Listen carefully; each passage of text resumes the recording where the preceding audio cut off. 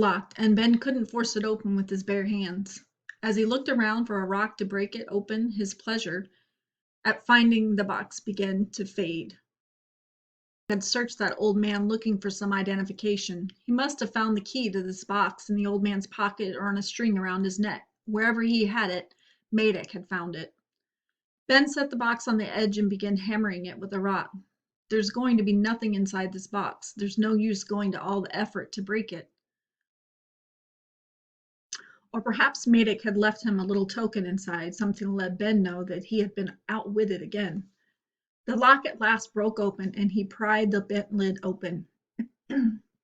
Something alive sprang out of the box, and Ben threw the thing away from him, leaping back from it as the box clanked against the stone cliff and rattled down to the ground, the thing inside writhing in coils around it. Ben moved farther away from it, unable to see in the shadow, but guessing that it was some sort of snake Maddox had found, a sidewinder or a small diamondback. Without taking his eyes off the ground between him and the box, he stooped and picked up a stone. Holding it ready, he studied the ground, watching for a moment, watching for any movement. The snake didn't come out of the shadow, so Ben went carefully back toward it, very cautious of his bare feet and ankles. Nothing moved, and there was no sound of rattling or hissing, but now he could see the coils of the snake, part of it apparently still in the box. Ben watched it for a long time, wondering why it didn't move again. At last, not taking his eyes off the snake, he stooped and felt around on the ground until he found some small pebbles. Straightening, he selected one and tossed it over at the snake.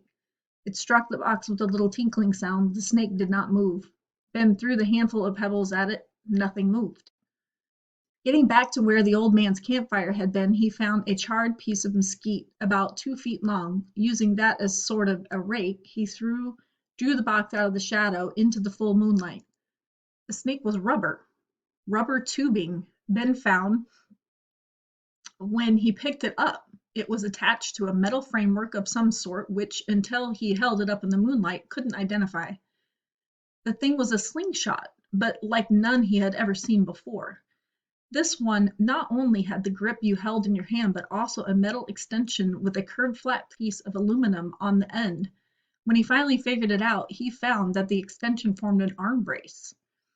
A formidable machine, the rubber not in bands but stout, round tubes. Drawing the leather cup back, he was surprised by the strength of the thing. A good shot could probably kill something as big as a jackrabbit, and that was what the old man had probably used it for. It had a nice solid feel, and he stood flexing the rubber tubes, the frame solidly braced in his hand and along his arm. Its weapon, he realized suddenly, not a gun, not even a bow and arrow, but at least a weapon. A small round stone thrown by this thing and hitting a man in the head could do some damage. Putting the slingshot aside, he went back to the box. There was a little transistor radio in it, but he had broken it, smashing open the box. There were some spare batteries for the locator and a leather tobacco pouch. In that were a couple of dozen 00 buckshot, big round lead pellets, ammo for the slingshot.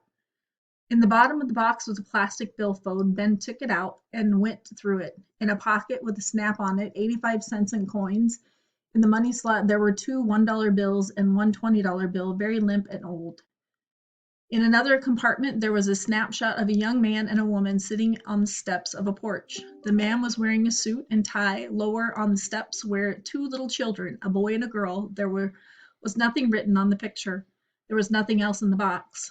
Ben replaced everything except the slingshot and tobacco pouch.